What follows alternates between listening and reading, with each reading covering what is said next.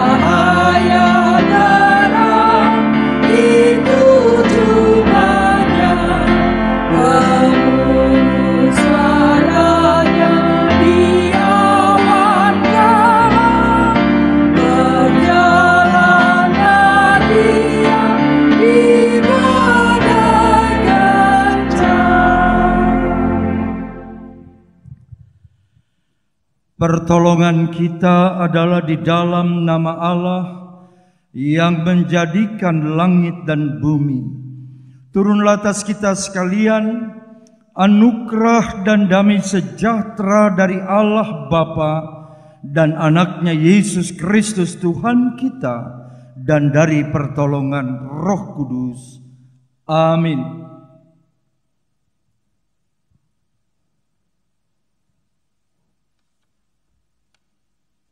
Kita bersatu di dalam doa. Bapa di sorga, kembali pada pagi menjelang siang ini kami datang kepadamu mengucap syukur, berterima kasih untuk segala kasih, kemurahan, dan kebaikan Tuhan dalam hidup kami. Terima kasih Bapa karena Tuhan sendiri sudah bangunkan kami pada hari ini untuk mempersiapkan kami beribadah kepada Tuhan, memuji, mengagungkan nama Tuhan, mendengarkan kebenaran firman Tuhan yang dapat memberikan kekuatan dalam kehidupan kami, untuk kami jalani kehidupan kami hari lepas hari. Bapa, kami mohon pertolongan Tuhan dalam kehidupan kami. Bagi hamba-Mu yang akan menyampaikan kebenaran firman-Mu, biarlah urapan dan kuasa Tuhan juga turun atasnya dan atas kami semua umat-Mu. Terima kasih Bapa, dimanapun kami berada, kami bersyukur dan berterima kasih bahwa sampai pada hari ini kami masih ada karena Tuhan punya rencana yang indah buat setiap kami. Ampuni segala dosa dan pelanggaran kami, agar apa yang kami lakukan berkenan di hadapan Tuhan. Terima kasih Bapa. Dalam nama Yesus kami berdoa dan mengucap syukur. Amin. Silakan duduk jemaat yang kekasih dalam Tuhan Yesus Kristus. Puji nama Tuhan, jemaat yang kekasih dalam Tuhan Yesus Kristus. Kita kembali boleh berkumpul beribadah kepada Tuhan. Mari kita naikkan pujian. Yang kusembah hanya Yesus, karena hanya Yesus yang patut saudara dan saya sembah.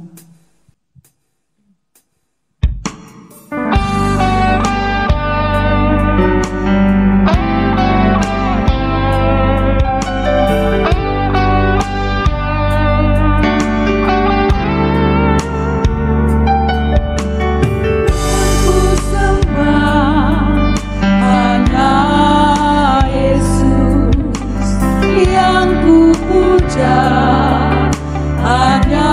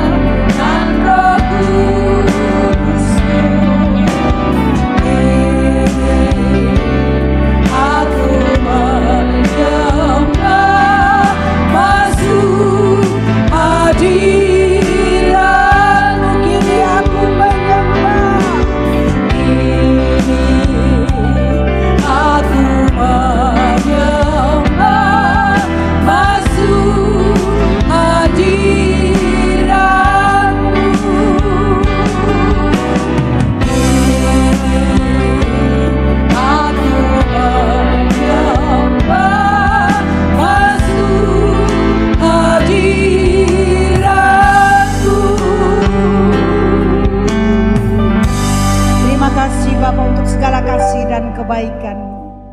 Musim akan selalu berganti, tapi kasih Tuhan tetap abadi di dalam kehidupan kita.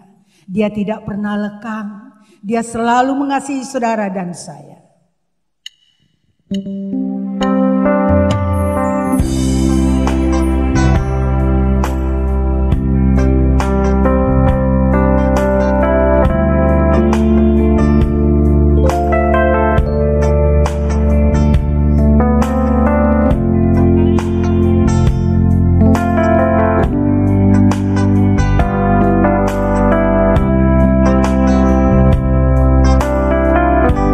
Musim akan selalu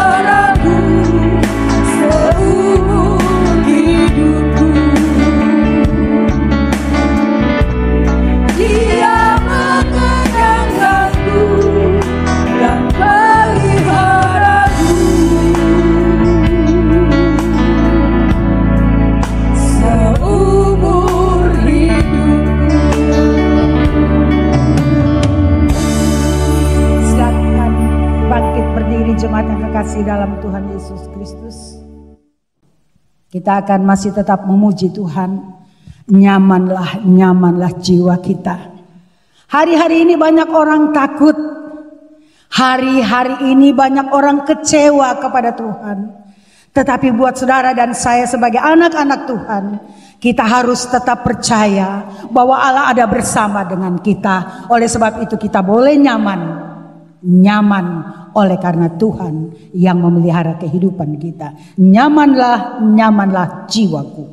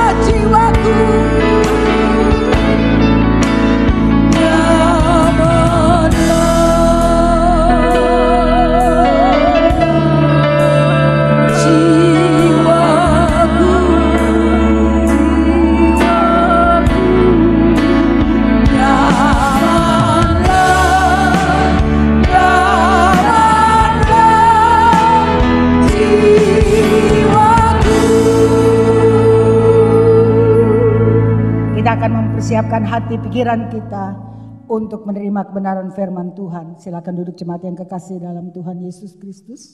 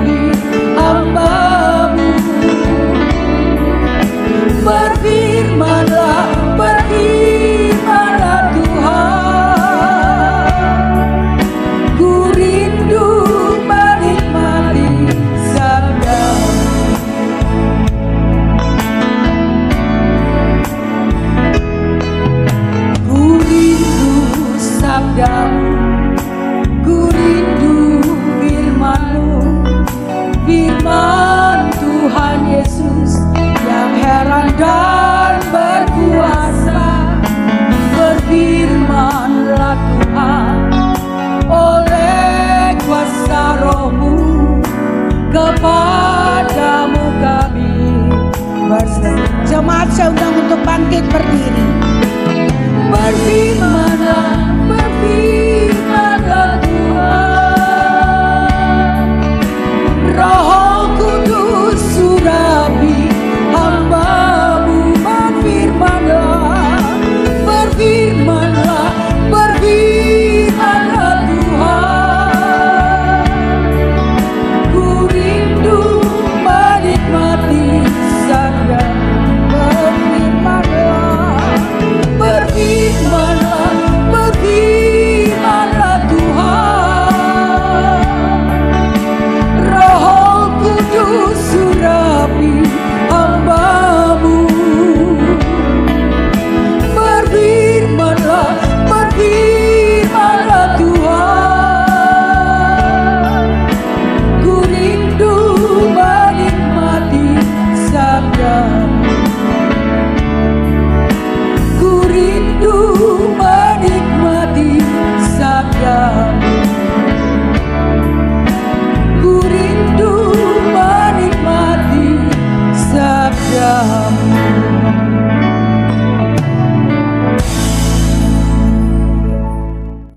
Jemaat yang dikasihi oleh Tuhan, mari kita bersatu dalam doa mohon pimpinan Roh Kudus untuk pemberitaan firman Tuhan. Bapa kami dalam sorga, kami terus bersyukur untuk kasih karunia-Mu yang senantiasa menyertai dan mengiringi langkah kehidupan kami. Tak terasa perjuangan yang kami jalani cukup berat di tahun 2020. Oleh karena kemurahan Tuhan, kami berada di bulan Oktober, bulan ke-10 dari tahun ini. Dan pada hari ini kami siap untuk mendengarkan firman Tuhan, yang juga kemudian dilanjutkan dengan sakramen perjamuan kudus. Bapa kami berdoa mohon pengampunan daripada Tuhan, mohon pengasihan daripada Tuhan, mohon kasih karunia-Mu kepada kami, sehingga kami boleh layak mendengarkan firman Tuhan dan diberkati. Apapun keadaan masalah kami, dimanapun kami berada, firman Tuhan melawat dan menjangkau kami. Yang sakit Engkau sembuhkan, yang mengalami pergumulan-pergumulan secara khusus, Engkau Tuhan yang Maha Peduli, Engkau membuka jalan dan mempermudah untuk kami lewati masalah yang sulit ini. Terima kasih ya Bapa, kiranya firman Tuhan boleh memberkati tiap-tiap kami. Di dalam nama Tuhan Yesus kami berdoa dan bersyukur kepadamu. Amin. Saudara, dipersilakan duduk kembali. Shalom. Hari ini jemaat yang dikasih oleh Tuhan, kita belajar di satu tema yang penting. Dan saya kira semua tema yang ada di dalam kehidupan kita, di sekitar kehidupan kita, semua tema itu kalau dikhotbahkan menjadi tema-tema yang menarik. Pada bulan lalu kita belajar tentang coronavirus dikaitkan dengan gereja. Dan hari ini kita belajar hubungan antara gereja dengan revolusi industri yang keempat atau the church and the fourth industrial revolution. Saudara-saudara yang dikasih oleh Tuhan, peradaban kehidupan zaman terus berkembang dan kita dan gereja berada di antaranya. Karena itu pada bulan ini kita akan menelusuri seberapa jauh perkembangan yang saat ini sedang terjadi. Ada banyak orang mengatakan bahwa perkembangan teknologi semua sudah dinubuatkan dan di dalam Alkitab, dan secara khusus banyak pengamat Alkitab mengatakan apa yang ditulis dalam kitab Wahyu satu demi satu sedang digenapi melalui zaman dan perubahannya. Saudara-saudara yang dikasih oleh Tuhan, pada hari ini kita akan belajar khusus tentang satu tema, yaitu gereja dan kecerdasan buatan atau yang dikenal juga dengan artificial intelligence. Pada bagian ini kita akan belajar apakah tentang kecerdasan buatan ini menjadi penting buat kita bisa manfaatkan atau tidak. Ini menjadi sebuah pertanyaan yang sangat penting. Pada saat-saat yang lalu misalnya di gereja, melalui perkembangan teknologi, ibu bapak dan saudara-saudara masih mengingat bagaimana kita di gereja menggunakan overhead projector yang dikenal dengan OHP. Lalu kemudian OHP ditinggalkan dan kita beralih kepada instrumen peralatan yang lebih baik daripada OHP, yaitu LCD. Dan sekarang banyak gereja tidak lagi menggunakan LCD tetapi LED. Ini merupakan bagian yang terus berkembang seiring dengan kecerdasan buatan dan teknologi yang mengiringinya. Saudara-saudara, dulu ke gereja membawa Alkitab, tetapi sekarang kita melihat baik pengkhotbah maupun jemaat tidak merasa perlu lagi membawa Alkitab. Alkitab yang ada di tangan saya ini hampir 2 kg beratnya dan lebih dari 1 kg, dan saya tidak pernah keberatan untuk kemana-mana berkhotbah dengan Alkitab yang seberat ini. Mungkin ini disesuaikan dengan besarnya badan saya, sehingga besar badan dengan Alkitab yang besar tidak terlalu berpengaruh kepada saya. Tetapi beberapa waktu yang lalu semua menggunakan Alkitab. Rasanya tidak akan begitu menjadi orang Kristen yang baik kalau ke gereja tidak menggunakan Alkitab atau membawa Alkitab. Dan di banyak gereja di kursi-kursi selalu diselipi dengan Alkitab, sehingga sekiranya ada jemaat Tuhan yang tidak membawa Alkitab, tentu bisa menggunakan Alkitab yang disediakan di dalam gereja. Sekarang semua itu beralih secara pelan tapi pasti bergeser di dalam teknologi yang semakin maju.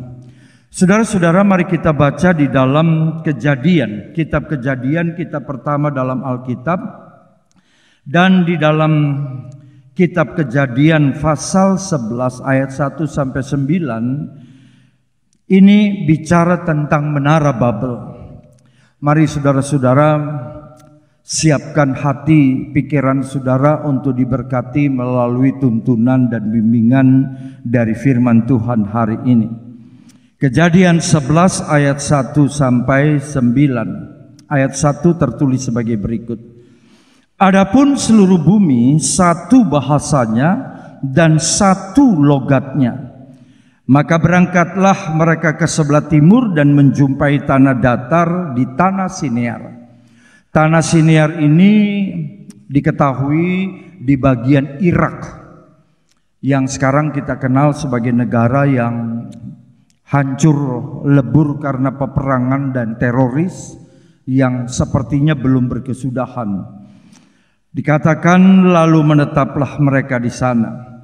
Mereka berkata seorang kepada yang lain, marilah kita membuat batu bata dan membakarnya baik-baik. Lalu bata itulah dipakai mereka sebagai batu ter, gala-gala sebagai tanah liat. Lalu kata mereka, marilah kita dirikan bagi kita sebuah kota dengan sebuah menara yang puncaknya sampai ke langit, dan marilah kita cari nama supaya kita jangan terserak ke seluruh bumi. Lalu turunlah Tuhan untuk melihat kota dan menara yang didirikan oleh anak-anak manusia itu.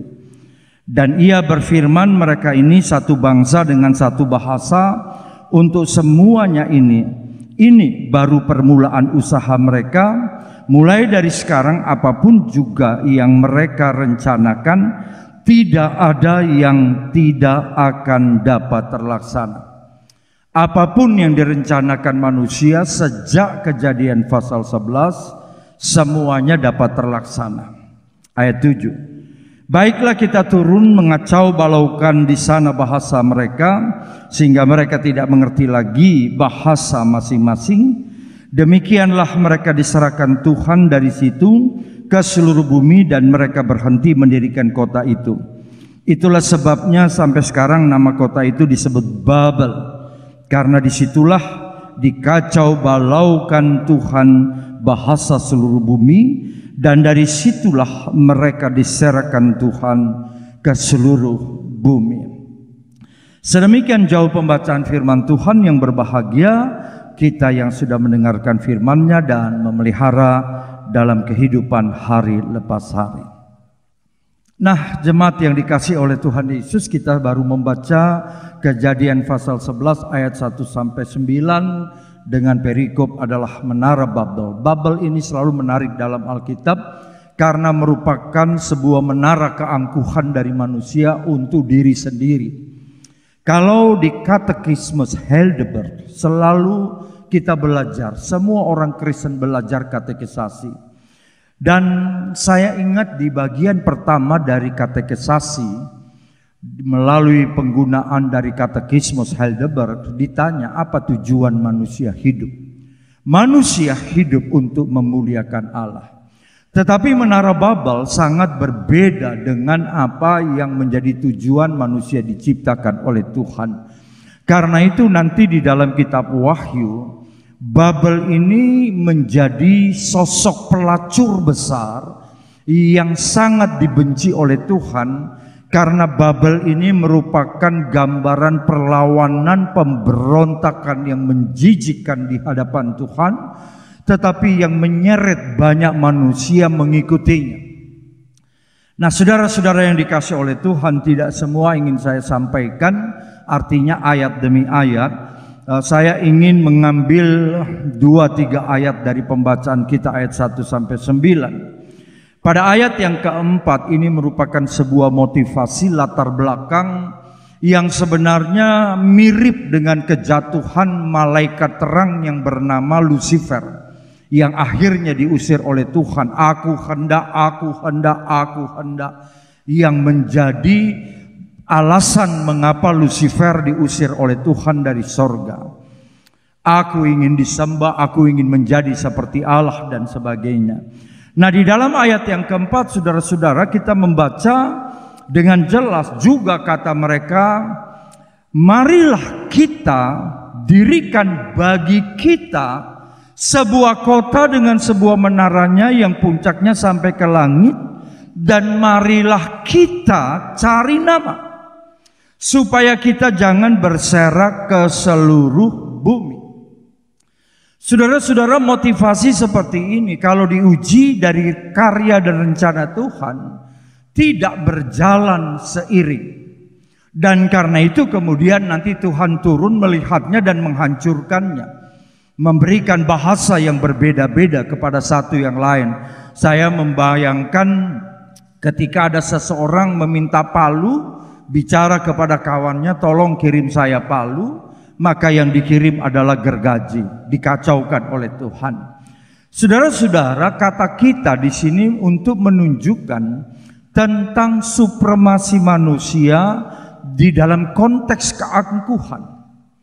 Manusia angkuh bisa terjadi di mana saja dan oleh siapa saja. Nah, ayat 4 ini dikatakan, mari kita dirikan sebuah kota dengan sebuah menara yang puncaknya sampai ke langit. Sulit membayangkan bahwa ke langit itu sampai kemana, berapa tingginya bangunan ini. Tetapi sebenarnya kalimat ini merupakan kata-kata kiasan, kalimat kiasan yang untuk menunjukkan bahwa mari kita menjadi yang paling besar di dalam dunia ini. Sampai ke langit, marilah kita cari nama. Mencari nama sampai hari ini tidak pernah hilang dalam kehidupan siapa saja. Apa-apa yang dibuat sebenarnya ada kaitan dengan mencari nama. Lalu dikatakan supaya kita jangan terserak ke seluruh bumi. Saudara-saudara, jangan terserak ke seluruh bumi, jangan berpencar, mari kumpul saja. Sampai kepada perjanjian baru yang kita lihat bahwa kata misi dari Allah bukan disebabkan karena kejatuhan manusia di dalam dosa, tetapi misi sudah ada di hati Allah. Dan karena itu ketika menara Babel ini dirancang, direncanakan untuk berkumpul dan menjadi besar tanpa ada saingan, ini bukan rencana Tuhan. Sampai kepada perjanjian baru, gereja harus diartikan untuk tersebar, yang dikenal dengan diaspora, walaupun sebenarnya diaspora diartikan mereka terserak karena penganiayaan, pergi keluar untuk ceritakan perbuatan Tuhan. Nah, pada ayat yang berikutnya, yaitu ayat yang kelima, lalu turunlah Tuhan untuk melihat kota dan menara yang sedang didirikan oleh anak-anak manusia. Ini bangunan spektakuler, sangat besar, sangat megah. Beberapa ahli mengatakan dapat memuat begitu banyak orang, bukan saja puluhan ribu, tapi ratusan ribu orang bisa masuk di dalamnya.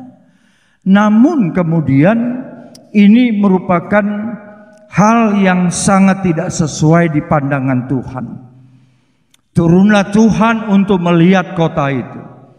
Saudara-saudara, kalau kita buat segala sesuatu harus diingat. Sekali lagi harus diingat. Apakah yang kita buat ini seturut dengan kehendak Tuhan? Saudara mau bisnis, saudara mau cari pasangan hidup, saudara melayani di ladang apapun, di dalam ladang pelayanan yang luas, maka yang paling penting adalah tanya Tuhan, sesuai atau tidak dengan kehendak Tuhan. Kadangkala manusia punya sifat sama seperti yang terjadi di Menara Babel, buat saja dengan motivasi yang keliru, tetapi tidak pernah dan belum tentu disukai oleh Tuhan. Sehingga kemudian Tuhan turun mengacaukan bahasa mereka. Ada hal yang paling penting yang dikatakan oleh Tuhan sendiri terhadap masyarakat yang sedang membangun Menara Babel. Saudara perhatikan ayat yang ke-6. Dan ia, maksudnya Tuhan berfirman, mereka ini satu bangsa dengan satu bahasa. Jadi konsep Babel itu adalah satu kesatuan. Ada orang yang mengatakan kepada saya pada akhir zaman agama akan menjadi satu dengan agama Babel, yaitu agama yang sebenarnya sudah tidak tunduk kepada kitab suci dan firman Tuhan dalam arti yang luas, perkataan-perkataan Tuhan. Mereka ini satu bangsa dengan satu bahasa untuk semuanya. Ini kata Tuhan, perhatikan, barulah permulaan usaha mereka. Menara Babel merupakan usaha awal dari kemampuan manusia. Lalu Tuhan berkata begini, mulai dari sekarang Dari saat Tuhan turun melihat menara Babel, mulai dari sekarang apapun juga yang mereka rencanakan, yang manusia rencanakan, tidak ada yang tidak akan dapat terlaksana. Tidak ada yang tidak terlaksana. Jadi manusia dengan kecerdasan yang diberikan oleh Tuhan bisa dipakai untuk memuliakan Tuhan, tetapi bisa juga dipakai untuk kemuliaan diri manusia itu sendiri. Ini menjadi bagian yang penting untuk selalu mengajak kita berpikir. Di dalam perjanjian baru, kitab Kolose dikatakan apapun yang kamu buat dan apapun yang kamu katakan, lakukanlah itu di dalam nama Tuhan Yesus. Maka kita tidak bisa menjadi bebas sedemikian bebas dengan free will kita, kehendak bebas kita yang kemudian menyimpang dari kemuliaan Tuhan. Saudara-saudara, tidak ada yang tidak akan dapat terlaksana. Ini rencana manusia, kata Tuhan. Semua yang mereka mau buat, yang mereka rencanakan, mereka bisa lakukan. Nah, sekarang mari kita lihat bersamaan dengan tema kita, yaitu tentang revolusi industri 4.0. Revolusi industri yang terakhir merupakan gambaran dari revolusi industri yang menurut saya sedang menggenapi Kejadian 11 ayat yang ke-6. Pada gambar yang ibu bapak sekalian lihat saat ini tentang perkembangan revolusi industri, pada abad yang ke-18 kita semua mengenal misalnya manusia mulai memiliki mesin uap. Lalu pada abad yang ke-19 manusia sudah memiliki listrik, penemuan-penemuan yang baru pada waktu itu. Tetapi kemudian pada abad yang ke-20 manusia sudah mulai mengenal apa yang disebut dengan era komputer. Saya pernah bersekolah di Akademi Ilmu Komputer dan seorang dosen saya pada waktu itu tahun 79, dia mengatakan bahwa komputer merupakan satu benda yang bisa berkembang secara pesat, melompat jauh dari zaman manusia itu sendiri. Dan benar apa yang kita pelajari pada abad yang ke-20. Tentu tidak semua di antara kita hidup pada abad 20, misalnya 1901, 1902. Namun catatan 1969 sudah mulai menemukan komputer. Nah, ini yang kita perhatikan. Tetapi hari ini pada abad 21 manusia menemukan cyber. Manusia menemukan serat-serat yang bisa dipakai untuk alat-alat komunikasi yang begitu canggih. Dan akhirnya pada bagian yang terakhir ini, manusia menciptakan mesin-mesin yang super canggih. Kita sekarang menggunakan wifi. Semakin baiknya wifi kita, super cepat, saudara bisa berkomunikasi dengan orang yang ada di balik dunia lainnya dalam waktu hitungan detik. Pertanyaannya, apakah teknologi yang dikenal dengan revolusi industri 4.0 ini akan berhenti pada abad 21 atau akan berkembang? Beberapa pengamat mengatakan tentu akan lebih berkembang. Misalnya perkembangan itu dengan teknologi yang semakin canggih.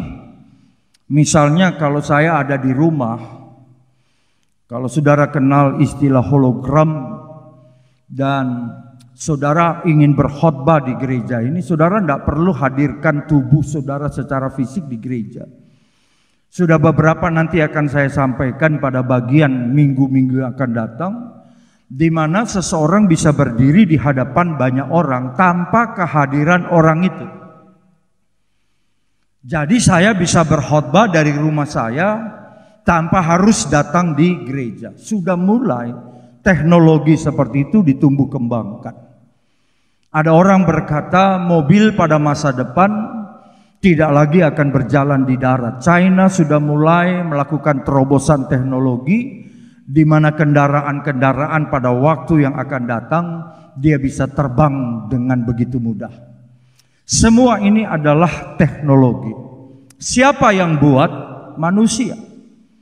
Manusia yang menekuni bidang-bidang seperti ini sehingga kemudian ada revolusi industri pertama, revolusi industri kedua, revolusi industri ketiga, dan revolusi industri yang keempat, dan kemungkinan kelima, keenam, dan seterusnya. Jemaat yang dikasih oleh Tuhan, suka atau tidak suka, keadaan sekeliling kehidupan kekristenan kita dan gereja sudah dikelilingi dengan teknologi yang seperti ini. Saya ingin mengatakan revolusi industri 4.0 adalah satu konsep yang menggambarkan rangkaian perubahan besar-besaran. Sekali lagi perubahan besar-besaran yang terjadi di seluruh sektor industri di seluruh dunia. Konsep ini katanya dipopulerkan oleh Klaus Schwab, seorang ekonom asal Jerman, tentang perubahan dari industri yang keempat ini. Nah, apa unggulnya dari mesin-mesin komputer yang bisa menganalisa, berpikir lebih baik dari manusia, yaitu algoritma. Kalau ibu bapak melihat di dalam slide yang saya sampaikan, menurut Kamus Besar Bahasa Indonesia, algoritma itu adalah prosedur sistematis untuk memecahkan masalah matematis. Jadi saya bukan orang yang pintar di dalam matematika, tetapi serahkan kepada mesin, mesin bisa melakukan jauh lebih baik. Kemarin ada video yang saya dengan istri, kami berdua melihatnya juga cukup tergelitik karena ada satu anak yang diajarkan oleh ibunya untuk mengucapkan Pancasila. Pancasila. Satu, ketuhanan yang mana, bukan yang maha. Sampai mamanya marah sekali. Bukan yang mana, tetapi yang maha. Artinya bahwa ada orang-orang yang cerdas. Saya bukan orang yang cerdas, tetapi ada orang-orang ilmuwan, banyak di antara saudara yang sangat pandai di dalam bidang-bidang ilmu tertentu. Dan algoritma ini dibuat dan ditaruh dalam mesin. Yang kedua, menurut Kamus Bahasa Indonesia, urutan logis pengambilan keputusan untuk pemecahan masalah. Maka sudah mulai terjadi konseling-konseling di gereja, akan saya sampaikan kalau berkesempatan pada minggu-minggu yang akan datang. Bagaimana orang yang punya masalah keluarga, masalah bisnis tidak tanya kepada pendeta, tetapi kepada robot-robot yang mampu bisa menjawab seluruh permasalahan kita dan memberikan solusi. Nah, ini yang menarik dengan apa yang disebut revolusi industri 4.0. Ibu bapak dan saudara-saudara yang dikasih oleh Tuhan, kalau pada waktu yang lalu manusia adalah makhluk satu-satunya yang paling cerdas, kini manusia harus mulai berpikir ulang. Kita harus diajak untuk mau tidak mau berpikir ulang, sebab telah muncul makhluk buatan lainnya yang memiliki kecerdasan layaknya saya dan saudara. Dan siapa benda ini? Benda ini adalah makhluk buatan manusia sendiri, sesuatu yang sering diidentikan dengan robot, tetapi lebih kompleks lantaran dia memiliki bekal algoritma kecerdasan manusia yang bisa melebihi kecerdasan manusia. Saya pernah mengatakan, cukup lama kalimat ini saya sampaikan, kalau dari umur 1 tahun sampai 25 tahun, otak kita tidak kita pakai dengan baik, maka pada umur 50 tahun kita akan, tanda petik, mohon maaf, akan menjadi lebih bodoh daripada saat 25 tahun. Kalau saudara suka membaca, berpikir dengan baik, berpikir sesuai dengan Alkitab, maka pada masa tuanya saudara-saudara akan menjadi orang yang lebih bijaksana.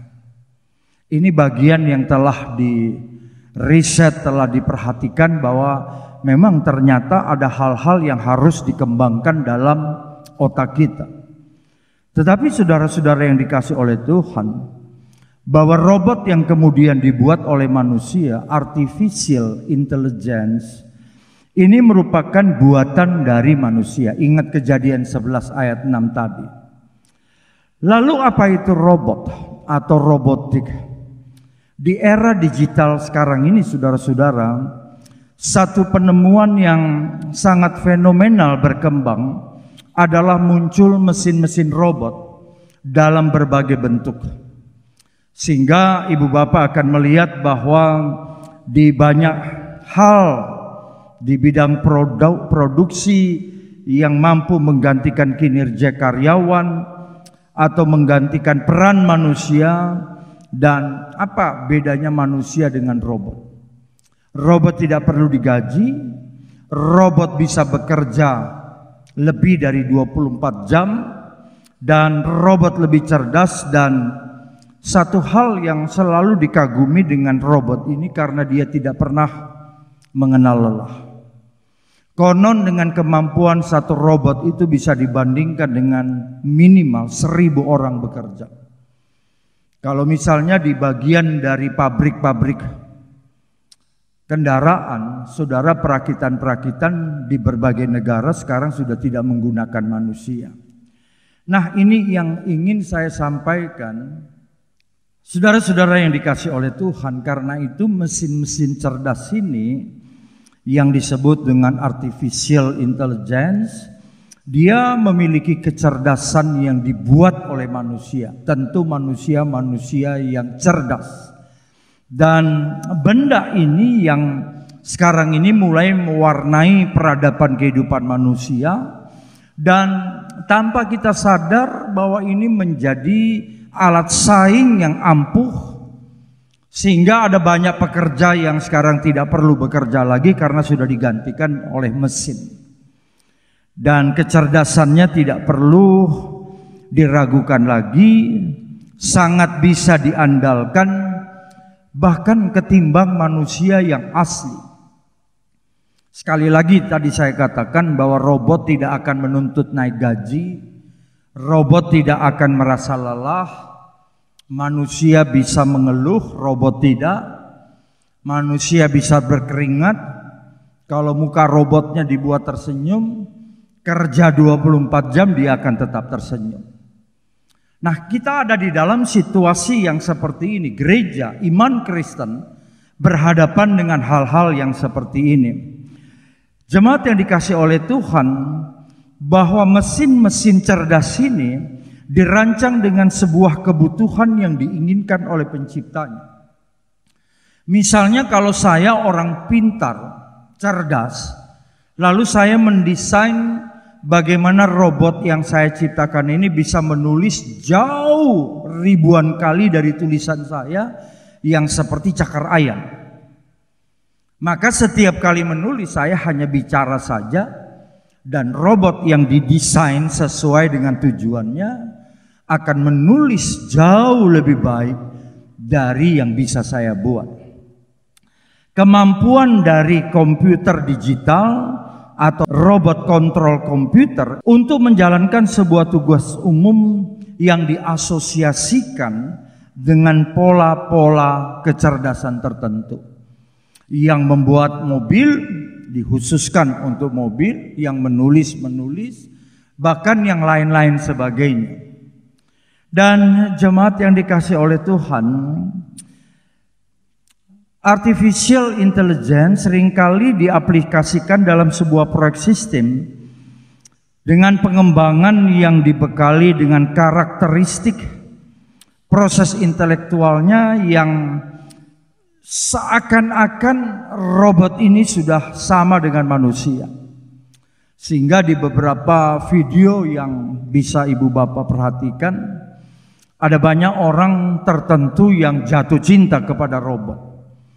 Kalau robotnya dibuatnya seperti rupa seorang wanita dengan rupa yang sangat cantik, sudah terjadi beberapa orang jatuh cinta kepadanya karena dia bisa bicara, ditanya apapun dia bisa menjawab dengan lebih baik. Bahkan saudara begitu selesai bertanya, namamu siapa? Hanya hitungan detik dia bisa menjawab namanya. Nah, ini yang kita lihat dari keberadaan mesin-mesin cerdas. Dan saudara-saudara yang dikasih oleh Tuhan, artificial intelligence adalah makhluk yang sangat menarik. Di peradaban kita saat ini dia bukan manusia, tetapi dia memiliki kecerdasan layaknya manusia. Bahkan disebut-sebut bisa lebih cerdas dari manusia. Saudara diajak untuk berhitung kelipatan secara matematis. Mungkin kita harus berpikir sekian lama dulu untuk bisa menghitung dan menjawabnya. Tetapi saudara berjumpa dengan robot-robot yang didesain secara khusus sanggup menjawabnya dalam hitungan detik. Dalam beberapa bagian yang diperlukan, robot-robot seperti ini bisa mengambil alih berbagai kebutuhan, misalnya penjualan, layanan, pemasaran, bahkan bisa memberikan advice kepada konsumen. Saudara bisa bertanya kepada mesin seperti ini, saya mau beli mobil ini, kira-kira kelebihannya apa, kekurangannya apa? Saya ingin membeli satu benda, televisi, komputer, atau makanan sekalipun, mesin ini bisa menjawab dan mampu berinteraksi dengan manusia. Layaknya kita bercakap-cakap dengan manusia yang asli di sekitar kita. Tetapi saudara-saudara yang dikasih oleh Tuhan, dengan adanya perkembangan artificial intelligence yang disebut dengan revolusi industri 4.0, apa yang terjadi? Perusahaan-perusahaan besar, korporasi besar di dunia ini satu demi satu tumbang. Saya pernah melihat ada satu hal yang menarik, diberi komentar tentang perusahaan-perusahaan besar di Indonesia yang turun gunung. Misalnya saudara lihat jenis makanan dan kopi. Sekarang saudara bisa lihat ada di jalan-jalan, mereka seperti jemput bola, tidak perlu saudara datang ke tempatnya. Tetapi pada sisi yang lain, dengan adanya perbelanjaan online, maka ada banyak perusahaan-perusahaan gerai-gerai besar yang kemudian tutup. Ini berlaku di seluruh dunia. PHK puluhan ribu terjadi di seluruh dunia karena memang manusia pada dasarnya tidak bisa dipakai lagi. Buat apa kalau kita bisa menggunakan mesin-mesin cerdas? Jadi saudara-saudara, mesin-mesin cerdas ini bisa menggantikan sistem yang ada hari-hari ini dengan sistem baru yang atraktif dan kompetitif. Jadi ini yang kita perhatikan. Nah saudara-saudara, tentu kita bisa melihat apa yang saya sampaikan jauh lebih luas. Kita bisa beli buku-buku yang lebih lengkap tentang apa itu revolusi industri 4.0. Tapi saya ingin mengatakan, jadi Pak Pendeta, seperti apa sebenarnya sikap kita gereja terhadap perkembangan-perkembangan dari revolusi industri yang semakin canggih? Saya ingin memberikan tuntunan. Sikap gereja, sikap iman Kristen terhadap revolusi industri ini yang disebut dengan 4.0. Yang pertama, mari kita sikapi segala bentuk perubahan zaman harus melalui terang firman Tuhan. Kalau saudara masih mengatakan ya, Alkitab adalah sumber dari segala sesuatu yang bisa kita perhatikan dan nilai, maka saudara akan gunakan Alkitab. Kecuali saya dan saudara tidak lagi percaya kepada firman Tuhan, dan Kemudian kita akan berkata, saya punya ilmu pengetahuan, punya pengalaman, saya bisa bertanya kepada relasi sesama saya, dan seterusnya dan seterusnya.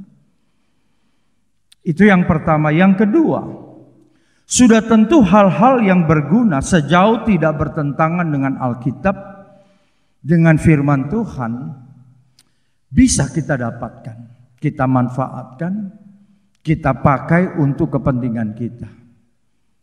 Ada orang berkata, Pak Roni, rumah kami sekarang tidak perlu ada asisten rumah tangga.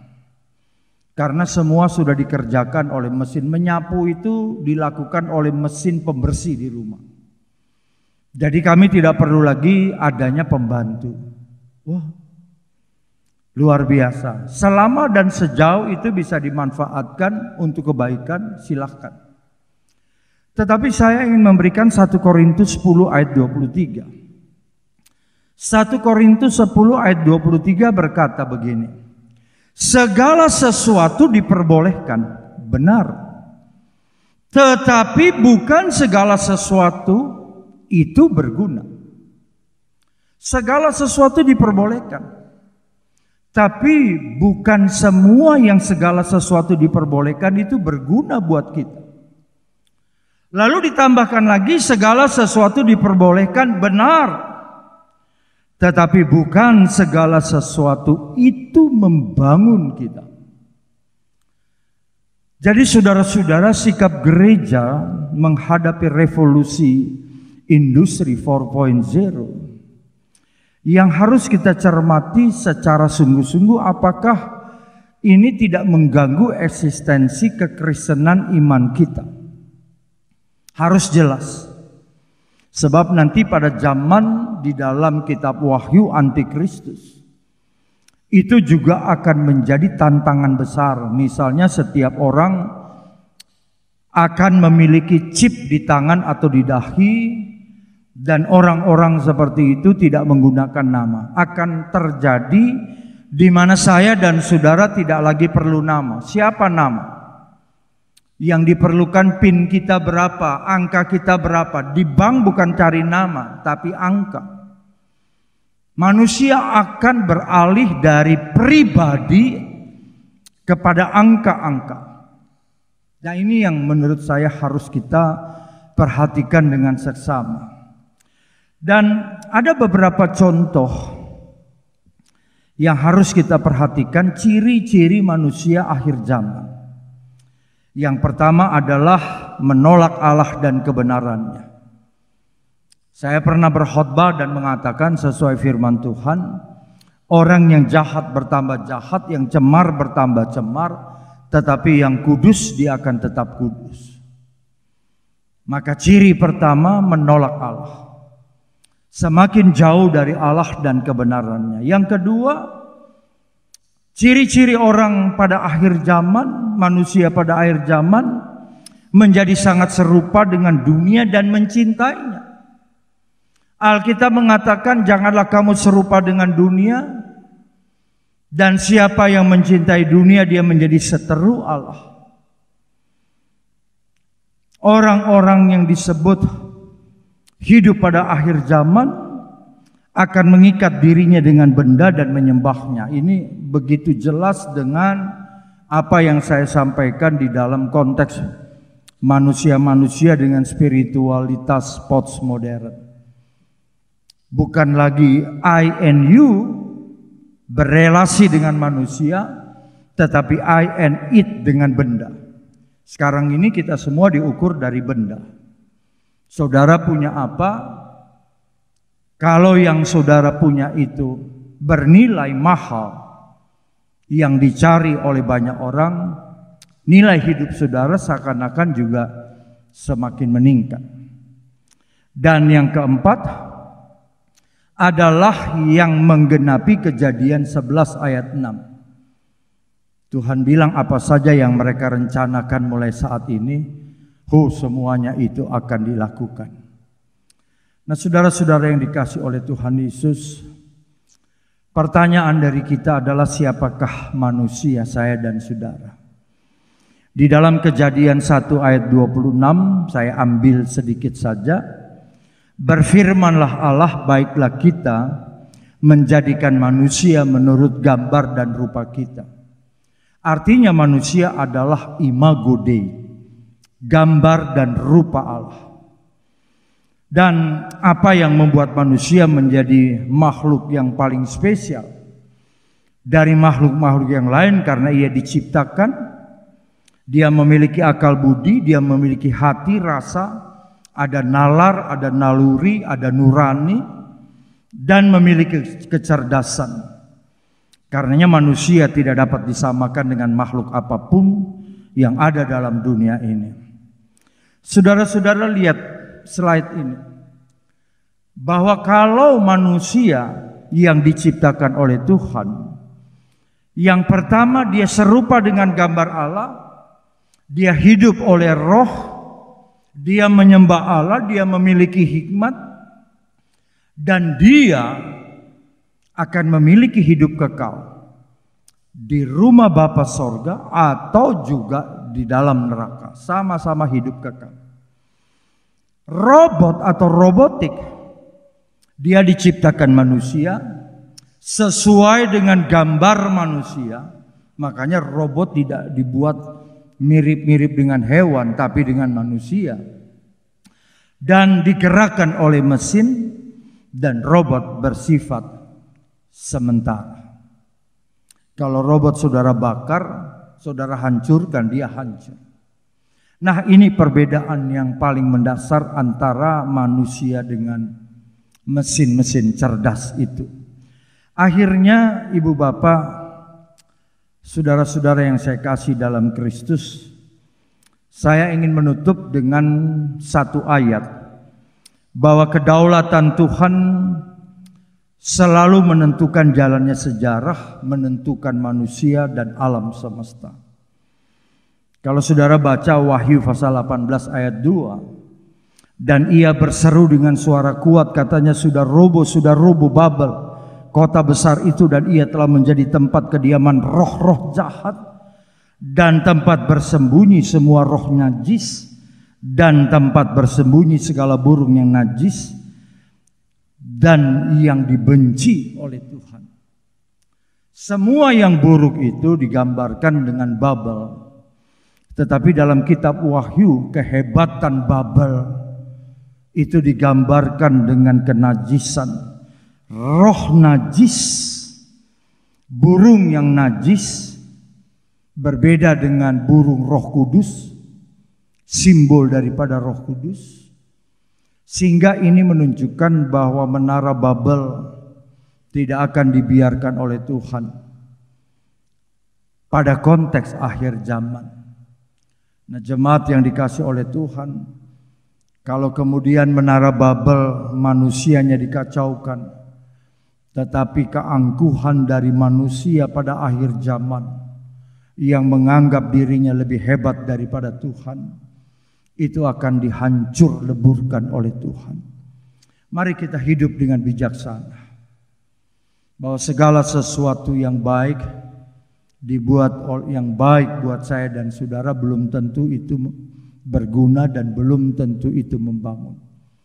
Gereja tidak mudah menghadapi hal ini karena kemungkinan besar gereja akan terus beralih kepada kecerdasan-kecerdasan buatan yang kemudian menggeser peran daripada manusia. Industri yang begini hebat sebenarnya hanya bisa disimpulkan dengan satu kata: peran manusia telah tergantikan dengan peran mesin-mesin yang dibuat oleh manusia. Tapi kita punya pegangan Alkitab. Pegang terus kebenaran-kebenaran Allah, maka kita tidak akan digilas oleh Babel pada akhir zaman. Amin. Jemaat yang dikasih oleh Tuhan, mari kita bersatu dalam doa. Bapa kami dalam sorga, kami bersyukur karena pada hari ini lagi kami boleh mendengarkan tuntunan Tuhan melalui firman Tuhan, bahwa kami mengakui perubahan zaman terus-menerus berkembang. Bahkan kini kami berhadapan dengan ciptaan yang dibuat oleh manusia dan melebihi kecerdasan daripada manusia. Tetapi kalau kami memandang dan melihat firman Tuhan, maka manusia sesungguhnya makhluk mulia yang digambarkan serupa dengan Engkau. Karena itu Tuhan, ajar kami untuk bijaksana, memiliki hikmat dari Tuhan, agar hal-hal yang bermanfaat, yang tidak bertentangan dengan firman-Mu dapat kami manfaatkan. Tetapi segala sesuatu yang tidak sesuai dengan firman-Mu, beri kemampuan kepada kami untuk menyikapinya dengan benar. Terima kasih ya Bapa, kami menyerahkan hidup kami ke dalam tangan-Mu.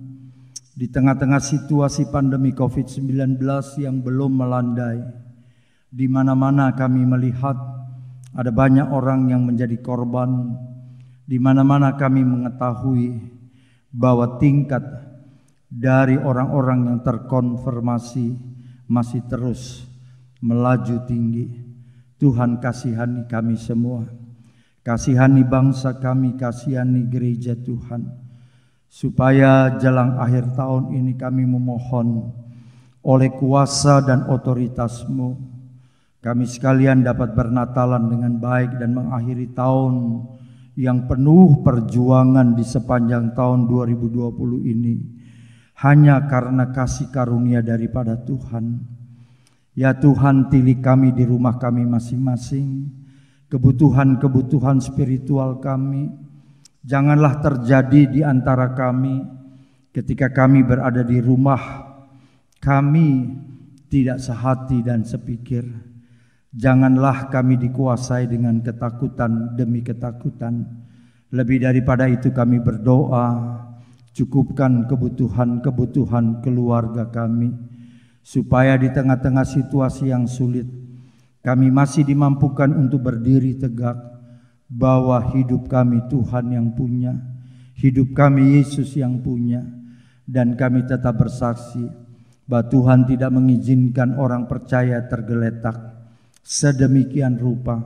Kalaupun kami lemah dan jatuh, tangan Tuhan memegang kami, dan kami tidak perlu sampai jatuh, tergeletak dan tidak berdaya.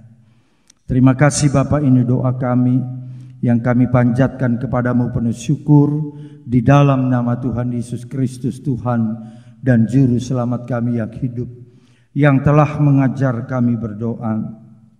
Bapa kami yang di sorga, dikuduskanlah namamu, datanglah kerajaanmu, jadilah kehendak-Mu di bumi seperti di sorga.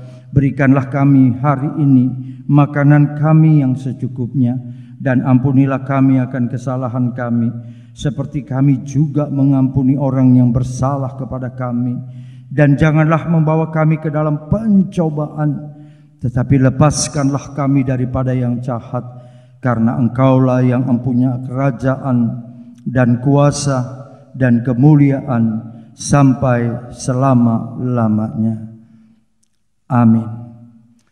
Jemaat yang dikasihi oleh Tuhan, hari ini kita siapkan diri untuk perjamuan kudus.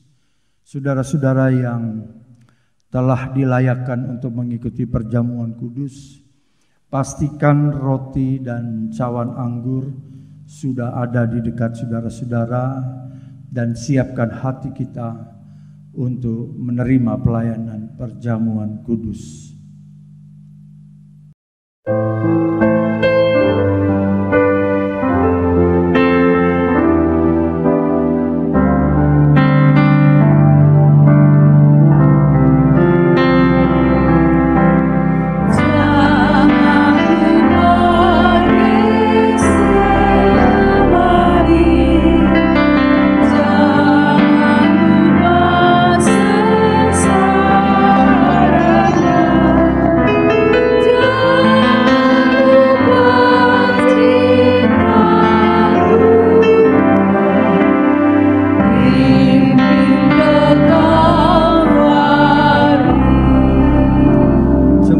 dikasih oleh Tuhan Yesus, mari saya undang kita bangkit berdiri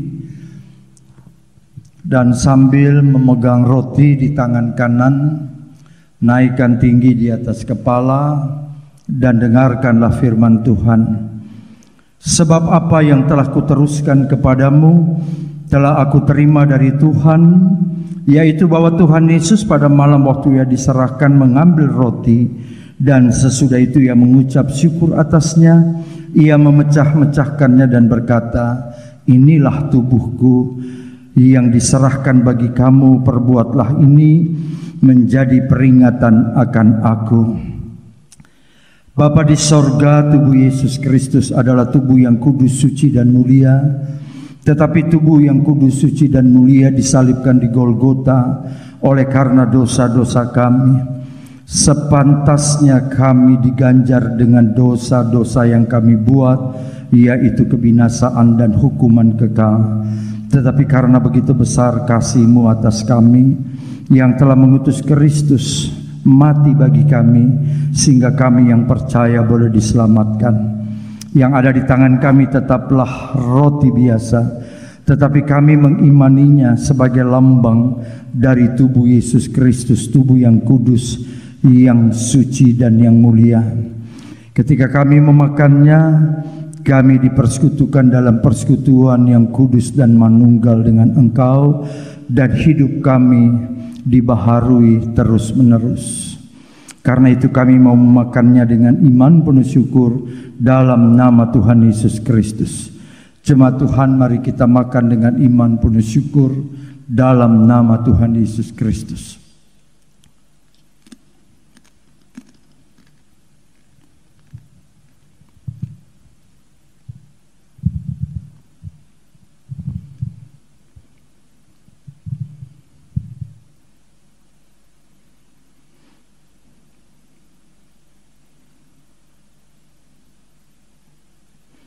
Dan sekarang mari kita angkat tinggi di atas kepala kita cawan yang kita pegang dan dengarkanlah firman Tuhan.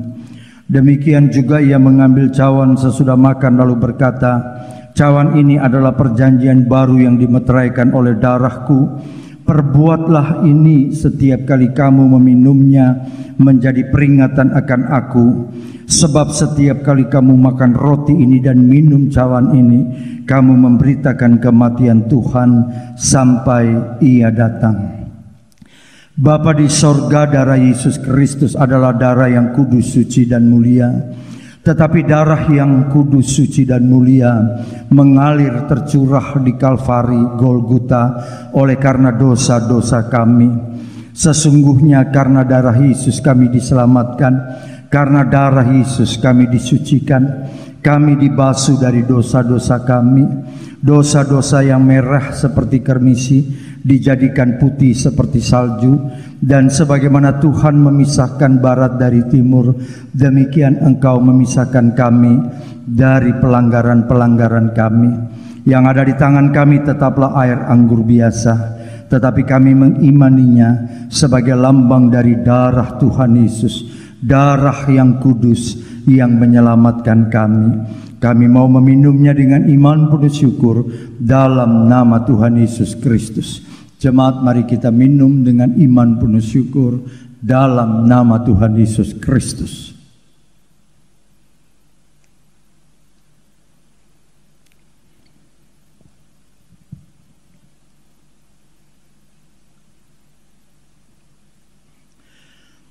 Mari bersama-sama kita bersyukur dimanapun saudara-saudara berada, suami istri, orang tua, kakak adik, bahkan kakek nenek, opa dan opa. Mari semua bersyukur bahwa Tuhan tetap pelihara kita, bahwa Bapa tidak pernah memberikan kepada kita apa yang kita minta, karena Dia Bapa yang maha baik bagi kita. Melalui sakramen perjamuan kudus ini, kita dipersekutukan dan dibaharui lagi oleh Tuhan.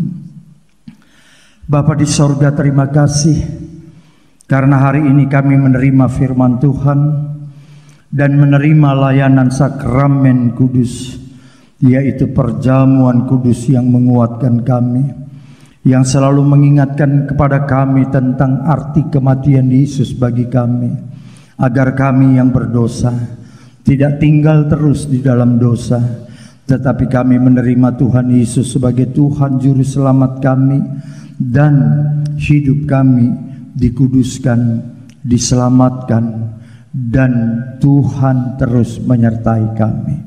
Terima kasih Bapa, dimanapun kami berada, lawat rumah kami, kuduskan rumah kami, isi penuh dengan damai sejahtera-Mu, sehingga kami tetap bersyukur dan selalu ada kesaksian sekalipun berada di tengah pandemi COVID-19. Dalam nama Tuhan Yesus Kristus kami berdoa bersyukur kepadamu. Amin. Jemaat Tuhan dipersilakan duduk dan cawan dapat ditaruh di tempatnya masing-masing. Jemaat yang dikasihi oleh Tuhan, kita telah bersama-sama mendengarkan firman Tuhan dan mengikuti sakramen perjamuan kudus. Dan mari kita tetap percaya kepada Tuhan Yesus bahwa Dia tidak pernah tinggalkan kita semua yang mengasihinya. Jangan takut menghadapi apapun, sekalipun kita sadar bahwa hari-hari ini segala sesuatu terasa semakin sulit. Mari saya ajak kita memandang kepada salibnya, karena ketika setiap orang percaya memandang salib Kristus, dia dikuatkan, dia punya pengharapan, dan dia tahu masa depannya bersama dengan Tuhan Yesus. Memandang salib Rajaku.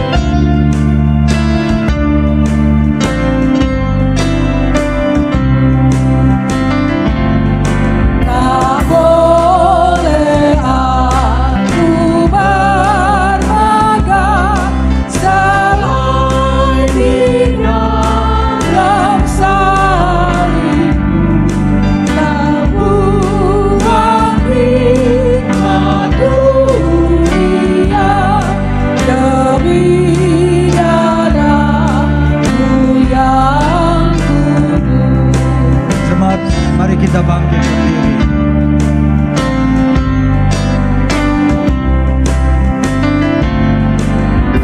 Andaikan jagat milikku dan ku serahkan padanya, tak cukup lagi Tuhanku,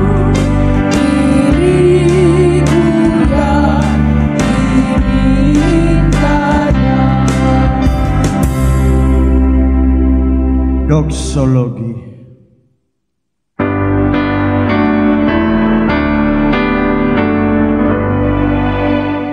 Bagi Bapa anakmu, puji hormat dan mulia, kuduskan dan tak berubah, hingga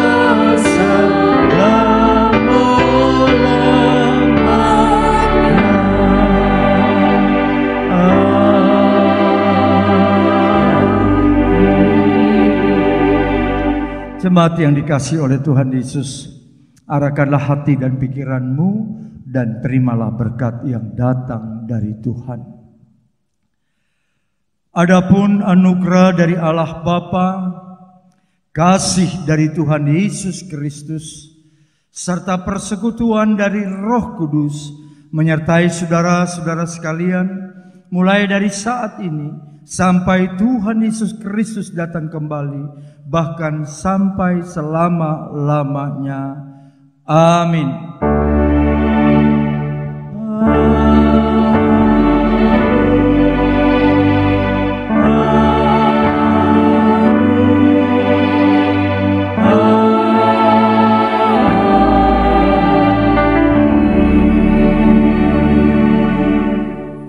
Selamat hari Minggu, silahkan duduk sejenak untuk bersaat teduh dan Tuhan Yesus memberkati kita sekalian.